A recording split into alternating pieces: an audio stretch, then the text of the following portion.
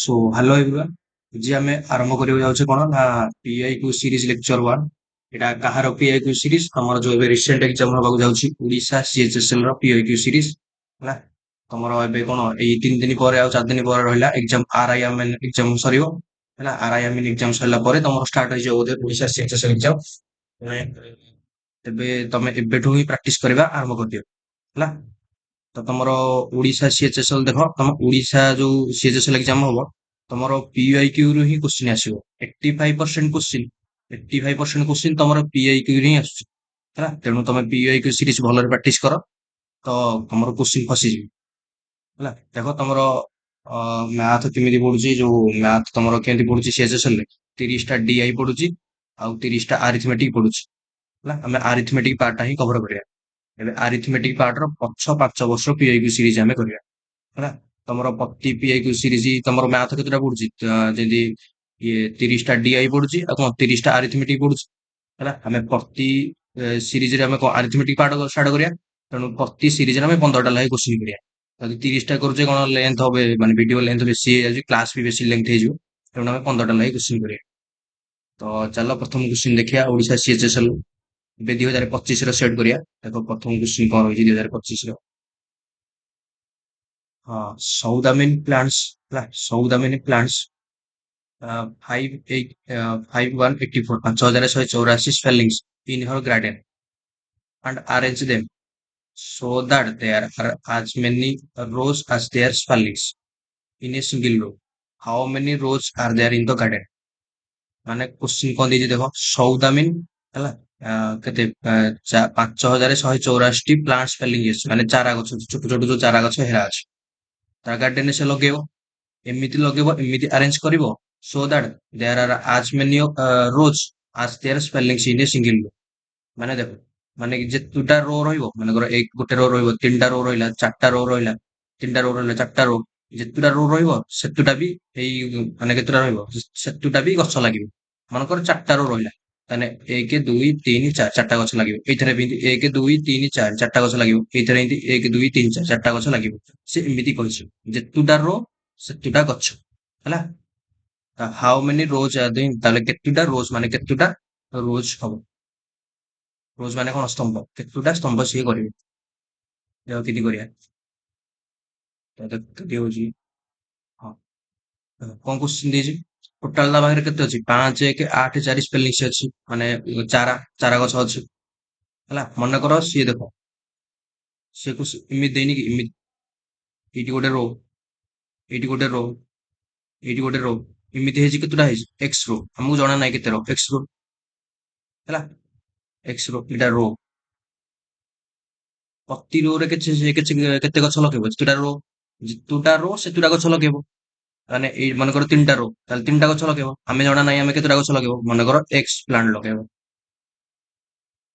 ତାହେଲେ X into X ତାହେଲେ X square କେତେ ହେଇଯିବ 5 1 8 4 ହେଲା ତାହେଲେ ଏକ୍ସ ର ଭ୍ୟାଲ୍ୟୁ କେତେ 5 1 8 4 ମାନେ ଏକ୍ସ ଏକ୍ସ ପ୍ଲାଣ୍ଟ ଏକ୍ସ ରୁ ହେଲା ପ୍ରତି ରୋରେ କେତେଟା ପ୍ଲାଣ୍ଟ ଲାଗିବ ତାହେଲେ ଏକ୍ସ ପ୍ଲାଣ୍ଟ ଏକ୍ସ ରୁ ମାନେ x into x x square equal to କେତେ 5 1 8 4 ତାହେଲେ ଏକ୍ସ ର ଭ୍ୟାଲ୍ୟୁ କେତେ 5 1 8 4 ର ରୁଟ୍ ଓଭର କେମିତି ବାହାର କରିବା ମୁଁ କହିଥିଲି ସର୍ଟସ ରେ 5 1 8 4 ଏମିତି ଲେଖିଦବ ଦିଟା ଘର ଛାଡିକି ଏମିତି କଣ ବାଡ ଦେଇଦବ ମଝିରେ ତାର ଦେଖ ତାପରେ କଣ ଆଗାମ ଦେଖିବ ଆଗ ହେଲା ଏମିତି ଗୋଟେ ସଂଖ୍ୟା ହବ ଯାହାକୁ ସ୍କୋୟାର କଲେ ତାର ୟୁନିଟ୍ ଡିଜିଟ୍ କଣ ହଉଥିବ 4 ମାନେ ଯେମିତି କଣ 2 ର ସ୍କୋୟାର 4 ତାର ୟୁନିଟ୍ ଡିଜିଟ୍ କେତେ ହେଲା 4 ସେମିତି 8 ର ସ୍କୋୟାର କେତେ 64 ତାର ୟୁନିଟ୍ ଡିଜିଟ୍ କେତେ ହେଲା 4 ତାମାନେ ଆର ଯେତେବେଳେ ବର୍ଗମୂଳ ବାହାର କରିପାରିବା ଆମର ତାର ଏକ ଘରେ କଣ ରହିପାରିବ 2 ରହିପାରିବ ନହେଲେ 8 ରହିପାରିବ ହେଲା ଏବେ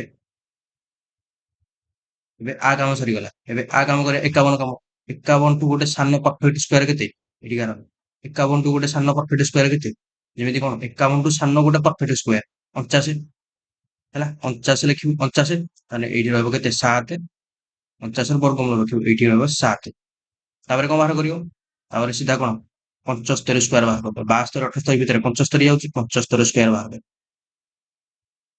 75 ସ୍କୋୟାର କେତେ 7 8 56 25 ହେଲା ଏବେ ଦେଖ 56 25 ବଡ ନା 51 84 ବଡ 51 84 ସାନ ହବ 56 25 ବଡ ହବ ତାହେଲେ ଏଇଟା କାହାର ଏଇଟା ଯଦି ଆମେ ସ୍କୋୟାର ରୁଟ କରିବା ତାହେଲେ କାହାର ଆସିବ 62। ଆନ୍ସର କୋଉଟା ସି। ତ ଏବେ ନେକ୍ସଟ କ୍ୱେଶ୍ଚନ ଦେଖିବା। ଦ ସ୍ମଲେଷ୍ଟ 5 ନମ୍ବର ହେଲା, the smallest 5 digit number which is divisible by 12, 18, 21। ମାନେ ଏଇ ଚାରିଟା ଯୋଉ ନମ୍ବର ଦେନି, ଏ ଚାରିଟା ନମ୍ବର କୋଉଟା, ଏ ଚାରିଟା ନମ୍ବର ହେଲା, ମାନେ ସ୍ମଲେଷ୍ଟ ନମ୍ବର ଏଇ ଚାରିଟା ନମ୍ବର ଭିତରୁ ସ୍ମଲେଷ୍ଟ ନମ୍ବର ଏମିତି ଯୋଉଟା 12, 18, 21 ରେ 21 ରେ କଣ ଡିଭିଜିବୁଲ ହେଇଯିବ।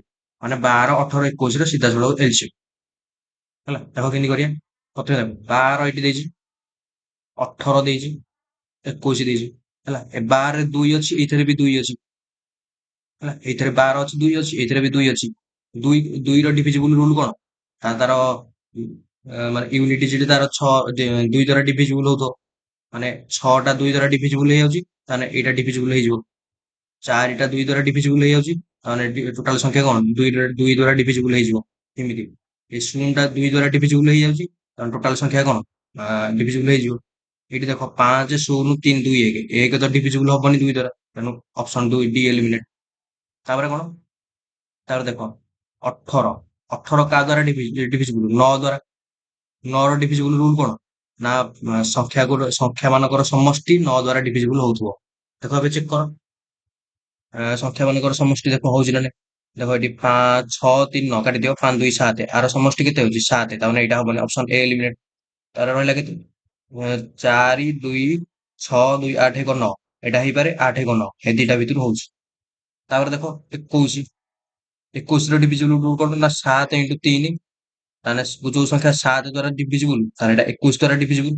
ସିଧାସଳଖ 7 କୁ ହରିଦିଅ, ମନେକର 1024, 1, 0, 2, 2, 4, ତମେ 7 କରିବ, 7 କେ 7, 10 7 ଗଲେ କେତେ 3, 7 ଚଉକୁ 28 ହେଲା। 12 8 ଗଲେ କେତେ 4, 42, 700 6 600 କେତେ 42, 4, ତାହେଲେ ଏଇଟା ଡିଭିଜିବୁଲ ହବନି, ଦଶମିକ ପଇଲେ 7 0 କେ 0, ଦଶମିକ ପଇଲେ ଯାଇକି ହଉଛି, ତାହେଲେ ଏଇଟା ହବନି, ତାହେଲେ 1 0 2 4 ଡିଭିଜିବୁଲ ହବନି, ତାହେଲେ ଅପସନ ବି 1 0 0 8 0। ନେକ୍ସଟ କ୍ୱେଶ୍ଚନ ଦେଖିବା। ফাইভ balls, ପାଞ୍ଚଟା bell ring at the interval of 12, 15, 16, 60 and 25 minute ହେଲା।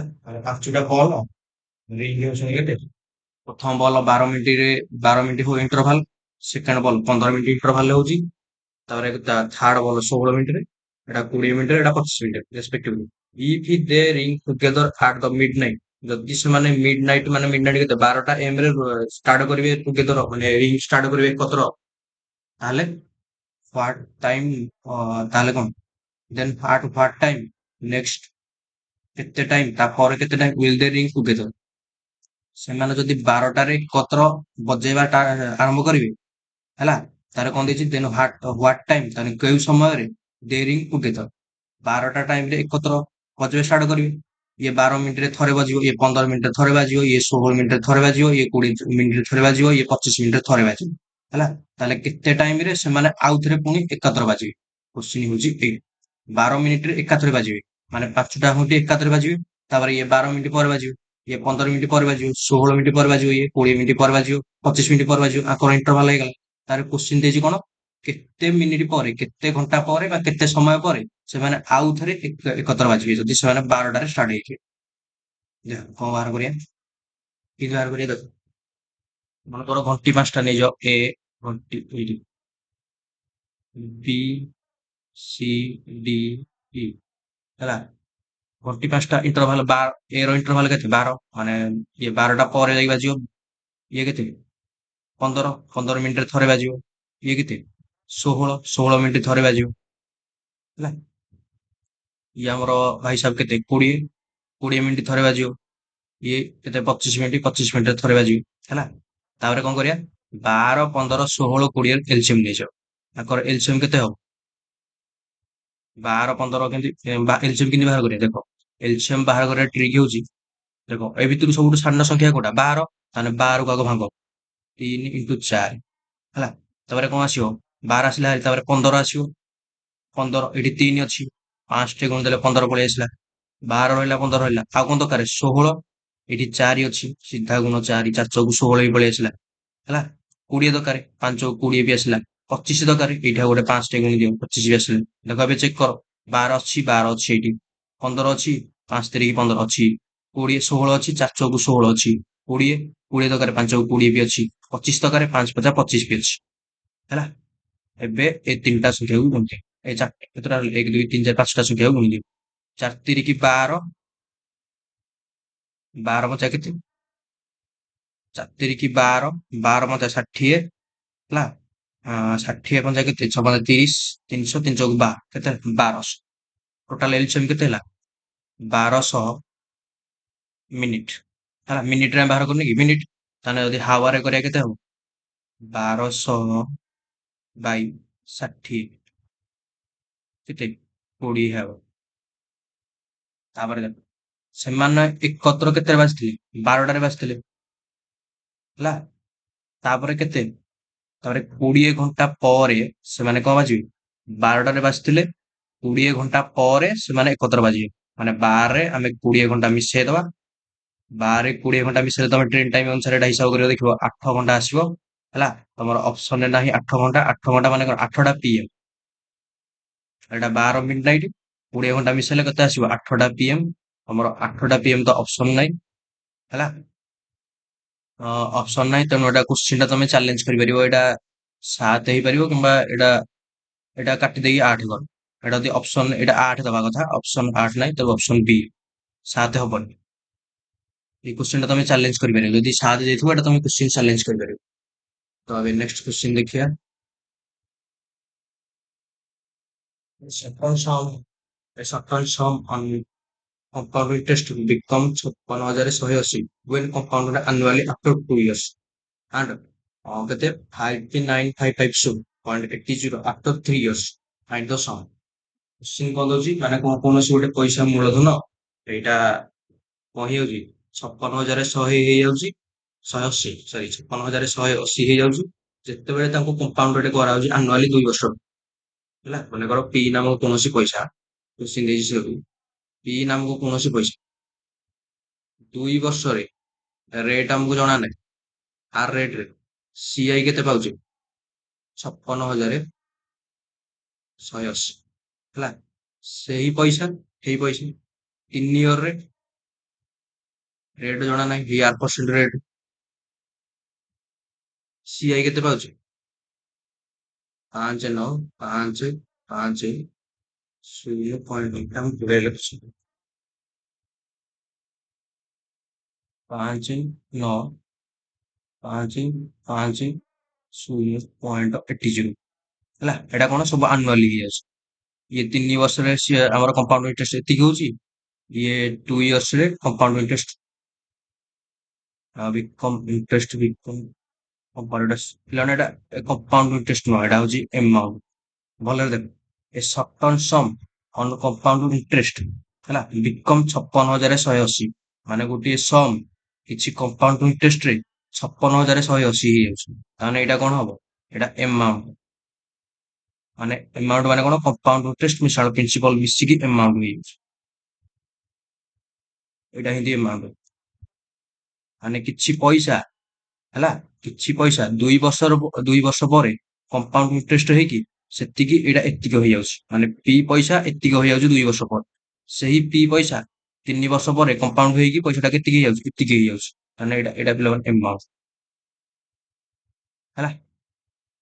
ତାପରେ କଣ କୋଶ୍ଚିନ୍ ଦେଇଛି, 3 ବର୍ଷ ପରେ ଏତିକି ହେଲା, ଫାଇଣ୍ଡ ଦ ସମ୍, ତାହେଲେ ପି ର ଭ୍ୟାଲୁ ଆଉ କେମିତି ବାହାର କରିବେ। ପ୍ରଥମେ ଦେଖ, କମ୍ପାଉଣ୍ଡ ଇଣ୍ଟରେଷ୍ଟ ମାନେ କଣ, କମ୍ପାଉଣ୍ଡ ଇଣ୍ଟରେଷ୍ଟ ମାନେ କଣ, କମ୍ପାଉଣ୍ଡ ଇଣ୍ଟରେଷ୍ଟ ମାନେ ହଉଛି କଣ, ପ୍ରିନ୍ସିପାଲରେ ମଧ୍ୟ ଆମକୁ କଣ ମାନେ ଇଏ ସୁଧ ଲାଗିବ, ଆଉ ସିମ୍ପଲ ଇଣ୍ଟରେଷ୍ଟ ଆମକୁ ଯୋଉ ଏସଆଇ ମିଳିଥିବ, ଇଣ୍ଟରେଷ୍ଟ ଯୋଉ ମିଳିଥିବ, ସୁଧ ଯୋଉ ମିଳିବ, ସୁଧରେ ମଧ୍ୟ ସୁଧ ଲାଗେ ହେଲା। ତାକୁ କହନ୍ତି କମ୍ପାଉଣ୍ଡ ଇଣ୍ଟରେଷ୍ଟ।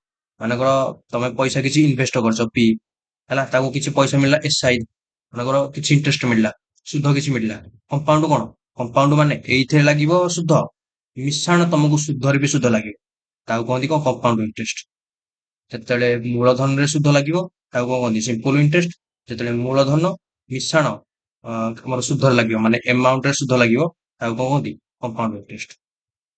ତାମାନେ ଏଇଠି କମ୍ପାଉଣ୍ଡ ଇଣ୍ଟରେଷ୍ଟ ଏଇଠି ହେଇଥିବ, ମାନେ 56,180ରେ ଆମକୁ କିଛି ସୁଧ ମିଳିଥିବ, ତାପରେ ଯାଇକି ଏଇଟା ଏତିକି ହେଇଥିବ, ତାମାନେ ଆମକୁ କେତେ ସୁଧ ମିଳିଛି କେମିତି ଜାଣିବା, ନା ଶୁଦ୍ଧ ମିଳିଛି, ତାମାନେ ଏଇଠୁ କେତେ ମିଳିଛି, ଏଇଠୁ ଆମକୁ CFSI, ଏଇଠୁ ଆମକୁ ସୁଧ କେତେ ମିଳିଛି, ତାହେଲେ ଏଇ ପଇସା ଏବେ ଆ ପାଇଁ ମୂଳଧନ, ଏଇ ପଇସା, ତାହେଲେ ଏଇଠୁ ଆମକୁ ସୁଧ ମିଳିଛି ନା ନାଇଁ, ଏଇ ଏମାଉଣ୍ଟ ରେ ସୁଧ ମିଳିକି ଯାଇ କମ୍ପାଉଣ୍ଡ ହେଇଛି, ଏଇ ଆମାଉଣ୍ଟ ପାଇଛେ, ତାମାନେ ଏଇଠି SI କେତେ, 5 9 ସିଧା କଟା 5 9 5 5 0 0.8 ମାଇନସ 0 ହେଲା, କେତେ ହବ,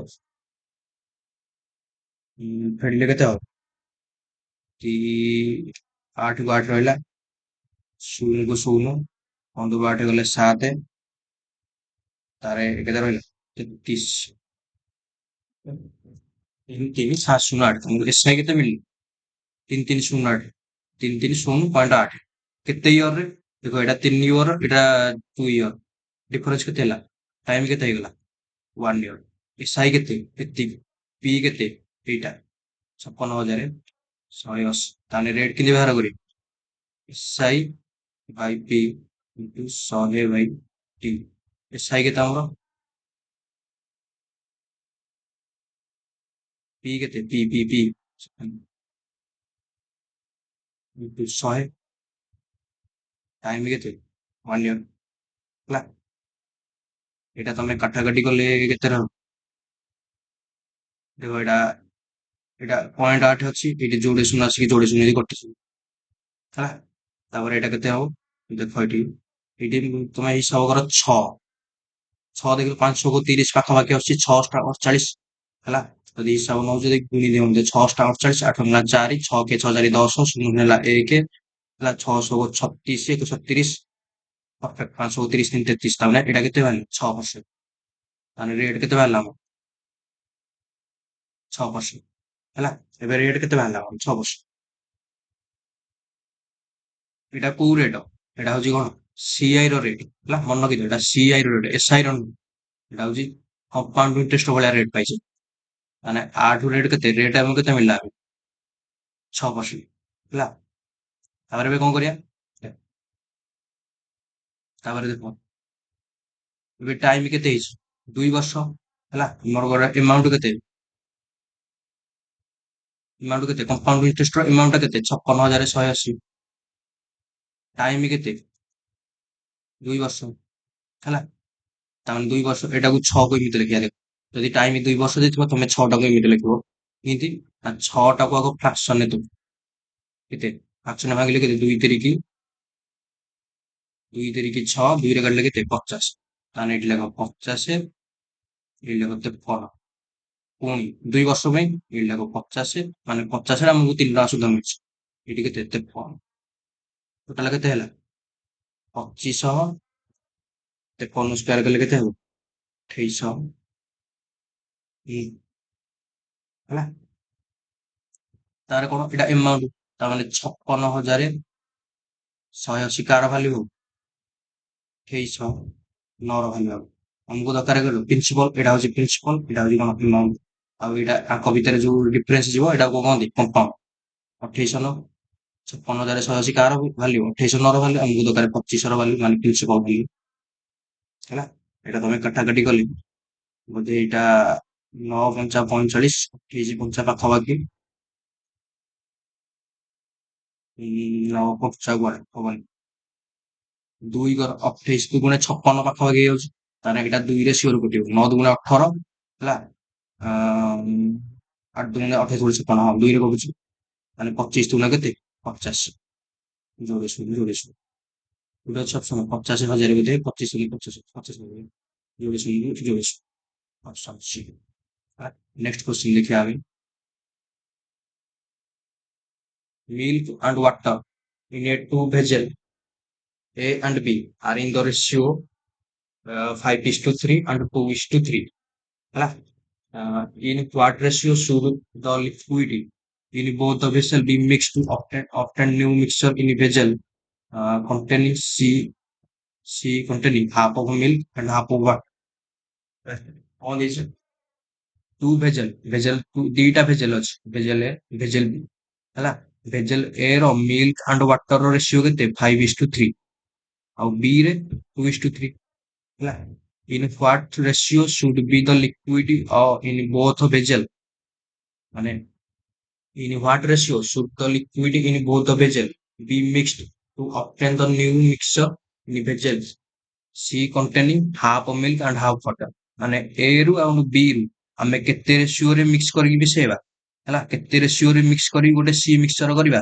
ଯେମିତି କି ତାର ୱାଟର କେତେ ୱାଟର ଯେତିକି ରହିବ ମାନେ ହାଫ ମିଲ୍କ ରହିବ ହାଫ ୱାଟର ରହିବ ମାନେ ୱାଟର ଆଉ ମିଲ୍କ ରେସିଓ 1:1 ମାନେ ଏଇ ଅଧା ରହିବ ମିଲ୍କ ଅଧା ରହିଲା ୱାଟର ବି ଅଧା ରହିଲା ଅଧା ଅଧା ଏକ ମାନେ ଦେଖ କୋଶ୍ଚିନ୍ ପ୍ରକୃତରେ କଣ ଦେଇଛି ତ ଏଇଠି ବୁଝେଇ ଦଉଛି କୋଶ୍ଚିନ୍ ମନେକର ଏ ଏଇଟା ବି ହେଲା ଏଇଥିରେ କଣ ଦେଇଛି ନା ମିଲ୍କ ୱାଟର ଏଠି ଲେଖୁଛି ମିଲ୍କ ୱାଟର ଏଇଠି କଣ milk water milk water ratio ଏ ରେ କେତେ 5:3 ଏଇଥିରେ କେତେ ବି 5 ନୁହଁ 2 ବି ରେ 2:3 ହେଲା ଆମେ କେତେ ରେସିଓରେ ମିଶେଇବା ମାନେ ଆଙ୍କ ଭିତରେ ଆଉ ଏ ଆଉ ବି ଭିତରେ ଯୋଉ ମିଶ୍ରଣର ରେସିଓ କେତେ ହବ କେତେ ମିକ୍ସଚର ରେସିଓରେ ଆମେ ମିଶେଇବା ଯେମିତି କି ସି ମିକ୍ସଚର ଯଦି ବାହାରିବ ତାର ମିଲ୍କ ଆଣ୍ଡ ୱାଟର ଅନୁପାତ ହାଫ ହବ ମାନେ ଇଏ ଅଧା ହେଲେ ଇଏ ଅଧା ମାନେ ଇଏ ଅଧା ହେଲେ ଇଏ ଅଧା ମାନେ କାଟିଦେଲେ କେତେ 1:1 ମାନେ ମିଲ୍କ ୱାଟର ସମାନ ହେଲା କୋଶ୍ଚିନ୍ ହଉଛି ଏମିତି କଣ ମିଲ୍କ ୱାଟର ଦେଇଦେଲା 5:3 ଏଥିରେ ବି 2:3 ଆମେ କେତେ ଅନୁପାତର ମିଶ୍ରଣ ମିଶେଇବା ନା ଏ ର ଅନୁପାତରେ ଆମେ କେତେ ମିଶେଇବା ଏ ର ମିଶ୍ରଣ କେତେ ଅନୁପାତରେ ମିଶେଇବା ଆଣ୍ଡ ବି ର ମିଶ୍ରଣ କେତେ ଅନୁପାତରେ ମିଶେଇବା ଯେମିତି କି ସି ମିଶ୍ରଣରେ ମିଲ୍କ ଆଣ୍ଡ ୱାଟର ଅନୁପାତ କେତେ 1:1 ମିଶିବ ଆଉ କଣ କରିବା ଦେଖ ତମେ ଏଇଟା ଦେଖ ଏଇଟା ଗୋଟେ କାମ କର ତମେ ଏଇଥିରେ କଣ ଯୋଉଟାକୁ ଗୋଟେ ହେଲେ ଇକ୍ୱାଲ କର ମାନେ ଯୋଉଟାକୁ ଗୋଟେ ମାନେ କଣ ୱାଟର ରେସିଓ ବାହାର କର ନହେଲେ ମିଲ୍କ ରେସିଓ ବାହାର କର କେମିତି ନା ଦେଖ ଆମେ ୱାଟରକୁ ନେଇକି ଇକ୍ୱାଲ କରିବା ମନେକର ଏ ରେ ଟୋଟାଲ ମିଶ୍ରଣ କେତେ 8 ଏଥିରେ ୱାଟର ରେସିଓ କେତେ 3 ତାହେଲେ ୱାଟର ବାଇ ମିଶ୍ରଣ କେତେ ରେସିଓ ହେଲା 3/8 ତାହେଲେ ତମେ ମିଲ୍କ ରୁ ବି ବାହାର କରିକି କରିପାରିବ ମାନେ 5/8 ହବ ଏମିତି ବି ରେ ଟୋଟାଲ ମିଶ୍ରଣ କେତେ 5 ୱାଟର ରେସିଓ କେତେ 3 ମାନେ ୱାଟର ବାଇ ମିଶ୍ରଣ ରେସିଓ କେତେ ହେଲା 3/5 ଏଇ 3 ଟୋଟାଲ ମିଶ୍ରଣ 5 3/5 ସି ରେ ହିନ୍ତି ଦେଖ ସି ରେ ଟୋଟାଲ ମିଶ୍ରଣ କେତେ 2 ଏଥିରୁ ୱାଟର କେତେ ଅଧା ମାନେ 1 ହେଲା ବୁଝିପାରିଲ ଏଇଟା ହଉଛି ସି ର ମାନେ ଏଇଟା ହଉଛି ଟୋଟାଲ ମିଶ୍ରଣ ବାଇ ୱାଟର ରେସିଓ ଏବେ ଦେଖ କଣ କରିବା ଏବେ ଏଲିଗେସନ ମେଥଡ ଏଲିଗେସନ ମେଥଡ କଣ ନା ଏଇଠି ଲେଖ 3/8 ହେଲା ଏଇଠି ଲେଖିବ 3/5 ଏଇ ଲେଖ 1/2 ସିଧା ଏଲିଗେସନ ତମେ ଜାଣିଥିବ କେମିତି ନା ଏଇଟାକୁ ଏଇଟା ଏଇଠି ଯାହା ଲେଖାଯାଏ କଣ ରେସିଓ ବାହାରେ ଏଇଟା 3/5 ମାଇନସ 1/2 ଏମିତି ମୋଡ ଦେଇଦବା ଏଇଟା କେମିତି ହେଇଯିବ 3/8 ମାଇନସ 1/2 ହେଲା ଏମିତି ଲେଖାଯାଏ ଏଲିଗେସନ ପଢିବ ଏଲିଗେସନ ଏମିତି ଲେଖାଯାଏ ଏଲିଗେସନ ଦିଟା ଅନୁପାତ ମିଶ୍ରଣରେ ଗୋଟେ ମିଶ୍ରଣ ହେଲେ ତାକୁ କଣ କହନ୍ତି ଏଲିଗେସନ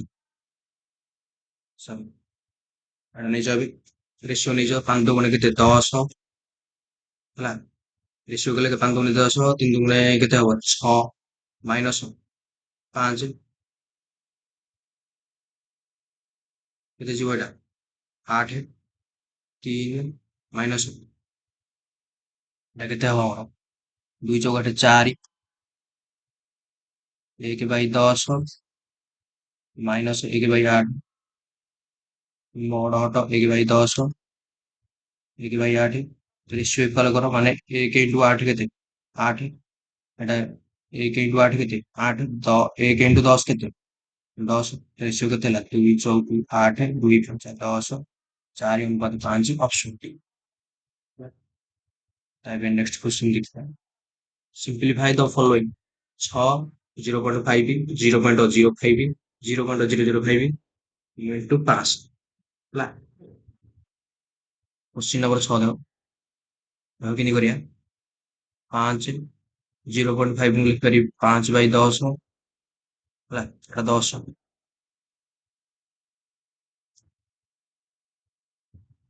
ତାପରେ କଣ ନା 5 ବାଇ ଧର ଶୂନ 3ଟା ଶୂନ 1000 ଇଣ୍ଟୁ ସରି ଗୋଟେ ଛାଡିଦେଲେ ବୋଧେ ଏଇଟା 5 ବାଇ 100 5 ବାଇ 10 5 ବାଇ 100 ପୁଣି 5 ବାଇ 1000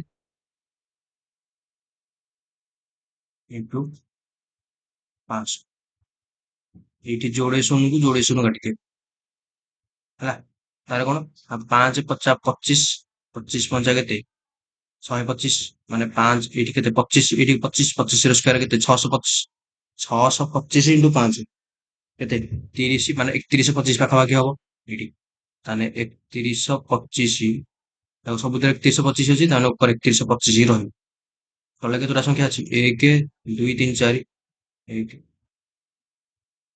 4ଟା 3 1 4 ତାହେଲେ କଣ କୋଉଠି ଅପସନ ଅଛି 0.31 ଏଇଠି ଦେଖ 4ଟା ଘର ଛାଡିକି 10 ଲେଖିବୁ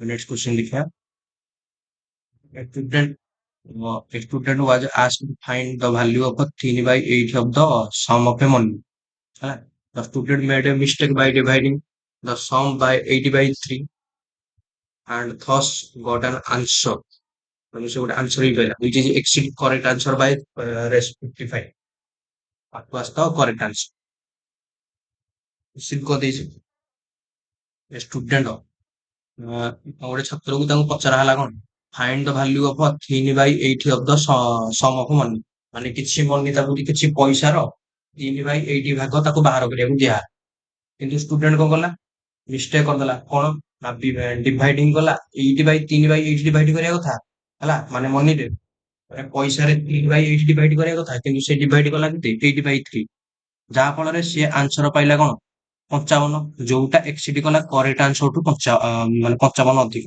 ତାର ଆନ୍ସର 55 ବାହାରିଲା ଯୋଉଟା ଅଧିକ ହେଇଯାଉଛି ତାର correct answer what is the correct answer ବ୍ୟବହାର କରିବା ଦେଖ ପ୍ରକୃତରେ କଣ ଏଇଠି ଲେଖ ରାଇଟ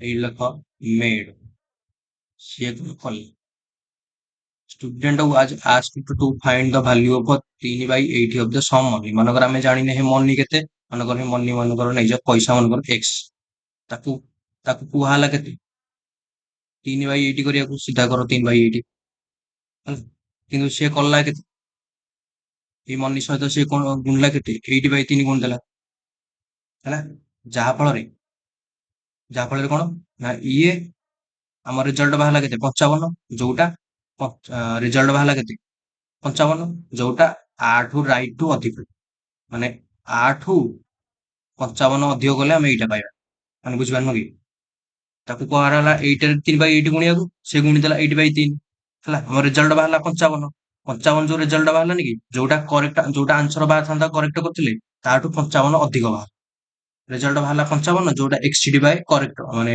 ଦେଖ ଏଠି answer which is exceed the correct answer by race 55 ମାନେ ଏଇଠୁ ଫେଡିବା ତାହେଲେ ଆମର କେତେ ବାହାରିବ 55 କିନ୍ତୁ ଲେଖିବା ମନେକର x ଇଣ୍ଟୁ 3 ବାଇ 8 ଯଦି ଆମେ 55 ମିଶେଇବା ଇଜିକାଲ ଟୁ ସିଏ ଏତିକି ବାହାର କରିଦେଲେ ମାନେ 8x ବାଇ 3 ହେଲା ଯୋଉ ଆନ୍ସର ସିଏ ବାହାର କଲା ସେଇଟା କରେକ୍ଟ ଆନ୍ସର ଟୁ କେତେ ଅଧିକ 55 ଯୋଉଟା ଆନ୍ସର ସିଏ ବାହାର କଲା ସେଇଟା କରେକ୍ଟ ଆନ୍ସର ଟୁ କେତେ ଅଧିକ 55 ଅଧିକ ହେଲା ତାହେଲେ 3x ବାଇ 8 ମିଶାଣ 55 ହେଲା ଏବେ ସଲ୍ଭ କର 55 ଇଜିକାଲ ଟୁ କେତେ 8x by 3 minus 3x by 8 LCM मिले केते 24 केते हे जोडा 64x minus 9x इजिकल केते 55 ताने 55 इजिकल टू केते 55x by 24 ହେଲା 55 को 55 कटिगली x इजिकल टू केते 24 ऑप्शन 24 कोटे अछि 24 ଏଇଠି ଅଛି option C what was the correct answer ତାହେଲେ କରେକ୍ଟ ଆନ୍ସର କେତେ ପିଲାମାନେ କରେକ୍ଟ ଆନ୍ସର କୋଉଟା ହବ ଏଇଟା ହେଲା ତମେ ଏଇଠି ପକେଇବ 24 ଇଣ୍ଟୁ 3/8। ତାହେଲେ x ର ଭ୍ୟାଲୁ 24 ବାହାର କରିଦେଲେ ଅପସନ ସି ମାରିଦେଲେ ପିଲାମାନେ ଭୁଲ ହେଇଯିବ। ସେ ପଚାରୁଛି what is the correct answer, ତାହେଲେ କରେକ୍ଟ ଆନ୍ସର କଣ ଥିଲା? କରେକ୍ଟ ଆନ୍ସର କଣ ଥିଲା? 24 ରେ 3/8 ଗୁଣିଆ ଥିଲା। ତାହେଲେ ଏଇଟାକୁ ଗୁଣିଥିଲେ ତାର କରେକ୍ଟ ଆନ୍ସର ବାହାରିଥାନ୍ତା କେତେ ବାହାରିଥାନ୍ତା? 9। ଦେଖିକି ତମେ କରିବ, କୋଶ୍ଚିନ୍ ବୁଲେଇକି ଆସୁଛି। ଏ B C together invest 50,000 for a business, ହେଲା। Together invest 50,000 for a business. A invest 4,000 ମୋର ଦାନ ବି, ଆଣ୍ଡ ବି ଇନଭେଷ୍ଟ କେତେ? ରେସ୍ 5,000 ମୋର ଦାନ C. Out of the total profit of 35,000 what is the share of ଏ। କଣ ଦେଇଛି କୋଶ୍ଚିନ୍? ନା ଏ ମିଶାଣ ବି ମିଶାଣ C invest କରୁଛନ୍ତି କେତେ? 50,000 ଟଙ୍କା, ହେଲା। ତାପରେ କଣ? ଏ ବି ଠୁ 4,000 ଅଧିକ ଇନଭେଷ୍ଟ କରୁଛି, ତାମାନେ ଏ ଇଜିକାଲ ଟୁ ବି ମିଶାଣ କେତେ? 4,000। ପୁଣି ବି ବି ସି ଠୁ କେତେ ଇନଭେଷ୍ଟ କରୁଛି? ବି ସି ଠୁ କେତେ ଇନଭେଷ୍ଟ କରୁଛି? 5,000, ହେଲା। କଣ ନାହିଁ ମାନେ ବି, ଏ ଦେଖ ବି ଇନଭେଷ୍ଟ 5,000 ମୋର ଦାନ ସି, ମାନେ ବି ସି ଠୁ, ଏଇଟା ବି, ବି ଟାକୁ ଭଲରେ ଲେଖ। ବି ବି ସି ଠୁ 5,000 ଅଧିକ ଇନଭେଷ୍ଟ କରୁଛି, ତାହେଲେ ଏଇଠି ଏ ର ଭ୍ୟାଲୁ କେତେ ହବ? 4,000 ମାଇନସ ଏ, ସରି 4,000 ମାଇନସ ବି। ଏ ର ଭ୍ୟାଲୁ କେତେ ହବ? ଏ ସରି 4,000 ବି। ଏ ର ଭ୍ୟାଲୁ କେତେ ହବ? ବି ମିଶାଣ 4,000, ସିଧା ଲେଖ ଏ ର ଭ୍ୟାଲୁ ଏଇଠି ବି 4,000, ବି କୁ ବି ରହିଲା ମିଶାଣ। ସି ର ଭ୍ୟାଲୁ କେତେ? ସି ର ଭ୍ୟାଲୁ ହଁ ବି ମାଇନସ 5,000 ଇଜିକାଲ ଟୁ କେତେ? 50,000। ଏଇଟା କେତେ ହବ? 3b, ବି 3b ମିଶାଣ, ହେଲା। ମାଇନସ 5,000 ପ୍ଲସ 4,000 କେତେ ହବ? ମାଇନସ 1,000 ଇଜିକାଲ ଟୁ କେତେ ହବ? 50,000। ତାମାନେ 3b ଇଜିକାଲ ଟୁ କେତେ ହବ? ଏପଟକୁ ପ୍ଲସ ହେଇଯିବ 51,000। ବି ଇଜିକାଲ ଟୁ କେତେ? 17,000। କୋଶ୍ଚିନ୍ କଣ ପଚାରୁଛି? What is the share of ଏ, ତାହେଲେ ସେୟାର ଅଫ ଏ କେତେ ହବ?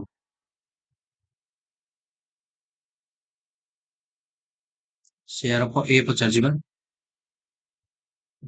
ଆଉ total profit 35,000 what is the share of A. Share of ଏ ପଚାରୁଛି, ଏ ଇନଭେଷ୍ଟ କେତେ କରିନେ ପଚାରୁଛି କେତେ? ସେୟାର ଅଫ ଏ, ତାହେଲେ ଏ କେତେ ଇନଭେଷ୍ଟ କରିଛି? ଏଇଟା ବାହାରିଲା କଣ? ବି ର ଭ୍ୟାଲୁ। ଏ ର ଭ୍ୟାଲୁ କେତେ? 17,000 4 ଗୁଣ 21,000। ଏଇଟା ହେଲା କଣ? ଏ ର ଭ୍ୟାଲୁ। ଏ ର ପ୍ରଫିଟ ପଚାରୁଛି, ଏ ର କେତେ ସେୟାର ପଚାରୁଛି, ମାନେ ପ୍ରଫିଟ ର ସେୟାର ପଚାରୁଛି, ଇନଭେଷ୍ଟ ପଚାରୁନି। ହେଲା ଦେଖ ଭଲ ଭଲ ଦେଖିଥିବ। ସି ର କେତେ? ସି ର କେତେ? ସି ସି ଭ୍ୟାଲୁ କେତେ? ବି ମାଇନସ 5,000 ମାନେ କେତେ ହବ? 12,000, ହେଲା। ତାହେଲେ ଏ ଆଉ ବି ଆଉ ସି ଇନଭେଷ୍ଟ ରେସିଓ କେତେ? 21। ବି ର କେତେ ଇନଭେଷ୍ଟ ରେସିଓ? 17। ସି ର କେତେ? 12, ହେଲା। ମାନେ 35,000 କାର ଭ୍ୟାଲୁ ହବ? ତାକୁ ଇନଭେଷ୍ଟ ରେସିଓ ର ଭ୍ୟାଲୁ, ମାନେ 21 ମିଶାଣ 17 ମିଶାଣ କେତେ? 12 ମିଶିଲେ କେତେ? 7 × 10 50। ଆମ ଦରକାର କାର ରେସିଓ? ଏ ର ରେସିଓ ସିଧା ବାହାରକୁ ଏ।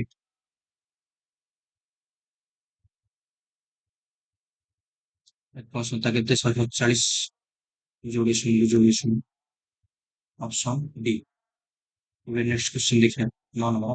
The pipe ABC can fill a tank in 6 hours after working together for 2 hours. C is closed and A, B filled the remaining part of the tank in 7 hours. Then the number of hours the pipe C alone would take to fill the tank. એટલે କଣ? Pipe ଏ B C together କାମ କରିକି ଗୋଟିଏ କାମକୁ 6 ଘଣ୍ଟାରେ ଶେଷ କରିବେ। After working together 2 ଘଣ୍ଟା, 2 ଘଣ୍ଟା ତିନି ଜଣକୁ 2 ଘଣ୍ଟା କାମ କରିସାରିଲା ପରେ ସି କୁ କ୍ଲୋଜ କରାଗଲା, ମାନେ ସି ପଳେଇଲେ। ଏବଂ ଏ ଆଣ୍ଡ ବି, ଏ ବି ମିଶିକି କାମ କଲେ, ଏ ବି ମିଶିକି ଫିଲ୍ଡ କଲେ remaining part of the tank 7 ଘଣ୍ଟାରେ। ଏ ବି ରିମେନିଂ କାମ କେତେ ସମୟରେ କଲେ? 7 ଘଣ୍ଟାରେ। Then the number of hour the pipe C alone would take to fill the tank. C କୁ ଏକା କାମ କରିବାକୁ ଏକା ଯଦି କାମ କରିବ C ଟ୍ୟାଙ୍କ ଫିଲ୍ କରିବାକୁ ତାହେଲେ ତାକୁ କେତେ ସମୟ ଲାଗିବ? ହେଲା? ମାନେ C ଟ୍ୟାଙ୍କ ଟାକୁ ଫୁଲ କରିବାକୁ କେତେ ସମୟ ଲାଗିବ? ସେଟା question। ସେଟାକୁ କେମିତି କରିବା? ପ୍ରଥମେ ଦେଖ କରିବ A plus B together can fill a tank in 6 hours। ତାହେଲେ A ମିଶାଣ B ମିଶାଣ C ହେଲା ଟୁଗେଦର କାମ କରି କେତେ ଘଣ୍ଟା କାମ କରିବେ 6 ଘଣ୍ଟା। ଏଇଟା କହନ୍ତି ଟୋଟାଲ ୱାର୍କ ହେଲା। ଟୋଟାଲ ୱାର୍କ କେତେ ନା A plus B plus C together କାମ କରିବି କୌଣସି କାମକୁ 6 ଘଣ୍ଟାରେ ଶେଷ କରିପାରନ୍ତି। ଆଫ୍ଟର ୱାର୍କିଂ ଟୁଗେଦର ଫର 2 ଆୱାର ତାହେଲେ A ପ୍ଲସ B କୁ ବର୍ତ୍ତମାନ 2 ଘଣ୍ଟା ପାଇଁ କାମ କର। 2 ଘଣ୍ଟା କାମ କଲା ସାରିଲା ପରେ C କି କ୍ଲୋଜ ହେଇଗଲା, C ପଳେଇଲା, C ନାହିଁ ଆଣ୍ଡ A ଆଣ୍ଡ B ଏବେ ରହିଲା କେତେ A ପ୍ଲସ B କେତେ ଘଣ୍ଟା କାମ କରିବେ ରିମେନିଂ କାମକୁ ସେ କାମ ସରିଲା ପରେ ରିମେନିଂ କାମକୁ ଶେଷ କରିବେ କେତେ ଘଣ୍ଟାରେ 7 ଘଣ୍ଟାରେ ହେଲା। ତାହେଲେ ଏତିକ ହେଇକି ଟୋଟାଲ କାମ ଶେଷ ହେଇଯିବ। ସିଧା ଲେଖ A ପ୍ଲସ B ଇଣ୍ଟୁ 6 ହେଲା। ମାନେ A plus B plus C total ୱାର୍କକୁ 2 ଘଣ୍ଟାରେ କାମ କଲେ, କିଛି କାମ ସରିଗଲା ପରେ C ପଳେଇଲା, ତାହେଲେ A ପ୍ଲସ B ଆଉ ରିମେନିଂ କାମ ଯେତିକି କାମ ବଳିଛି ତାକୁ କେତେ ଘଣ୍ଟା ଶେଷ କରିବି 7 ଘଣ୍ଟାରେ କାମ କରିବି। ତାହେଲେ ଏଇଟା ମିଶିକି ଟୋଟାଲ ୱାର୍କ କାମ କଲେ ହେଲା। ଏବେ କଣ ତାହେଲେ କେତେ A plus B plus C ଦେଖ ଏଟା କଣ କରିବ A plus B into 7 equal to କେତେ ହବ ଏଠି 6 ଥିଲା ଏଠି 2 ଥିଲା 4 A plus B plus C 7A ମିଶାଣ 7B ଇଜିକାଲ ଟୁ କେତେ 4A ମିଶାଣ 4B ମିଶାଣ 4C କେତେ 3A ମିଶାଣ 3B ଇଜିକାଲ ଟୁ କେତେ 3 ଇଜିକାଲ ଟୁ କେତେ 4C ତାହେଲେ 3 କମନ ଆସିଲା କେତେ A plus B equal to କେତେ ହେଇଯିବ 4C ତାହେଲେ A plus B by C equal to କେତେ A ପ୍ଲସ B ର ଏଫିସିଏନ୍ସି 4 C ର ଏଫିସିଏନ୍ସି କେତେ 3 ଏବେ କଣ କରିବା ଏବେ ତାର କଣ ପଚାରିଛି ଟୋଟାଲ ଟାଇମ ହେବ C C କୁ କେତେ ସମୟ ଲାଗିବ ଟୋଟାଲ କାମ କରିବାକୁ ଟୋଟାଲ କାମ କେତେ 6 ଇଣ୍ଟୁ 4 3 7 ଇଣ୍ଟୁ 7 ବାଇ C ର ଏଫିସିଏନ୍ସି କେତେ 3 14 ଆଉ ଏବେ ନେକ୍ସଟ କ୍वेଶ୍ଚନ ଦେଖିବା क्वेश्चन सी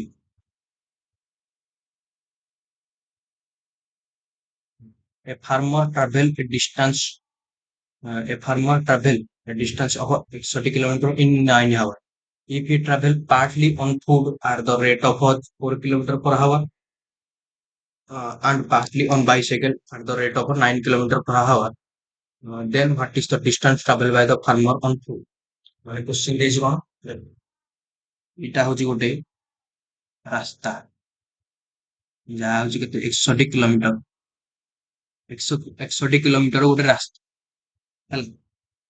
ତାପରେ କଣ ଦେଇଛି farmer travel distance of 61 kilometre 9 घंटा टोटाल टाइम केते 9 घंटा फार्मर को 61 किलोमीटर जीवो केते घंटा रे 9 घंटा रे हला जेमिति हेले भी फार्मर गोटे मनीष हला farmer travel a distance travel करिवो डिस्टेंस 61 किलोमीटर केते घंटा रे 9 घंटा टोटाल टाइम केते 9 घंटा टोटाल डिस्टेंस केते 61 kilometre if he travel partly on foot हला if he travel partly on foot at the rate of 4 kilometer per hour ଏଇଠି ଗୋଟେ ଗାର ପକେଇ ଦିଅ ଏଇଠି ସେ ମନେକର ଫୁଟ ରେ ଚାଲିଲା ମାନେ ପାଦରେ ଚାଲି ଚାଲି ଗଲା କେତେ 4 କିଲୋମିଟର per hour ସ୍ପିଡ ରେ ଏତିକି ସ୍ପିଡ ରେ ସେ ଦୌଡ଼ି ଦୌଡ଼ି ଗଲା କି ଚାଲି ଚାଲି ଗଲା ଜଣା ନାହିଁ କିନ୍ତୁ ପାଦରେ ଚାଲି ଚାଲି ଗଲା 4 କିଲୋମିଟର per hour ସ୍ପିଡ ରେ ହେଲା। ତାପରେ ବାକି ତକ ସ୍ପିଡ ବାକି ତକ କୋଉଥିରେ ଗଲା ସାଇକେଲ ରେ ଗଲା ବାଇସାଇକେଲ ରେ କେତେ ଗଲା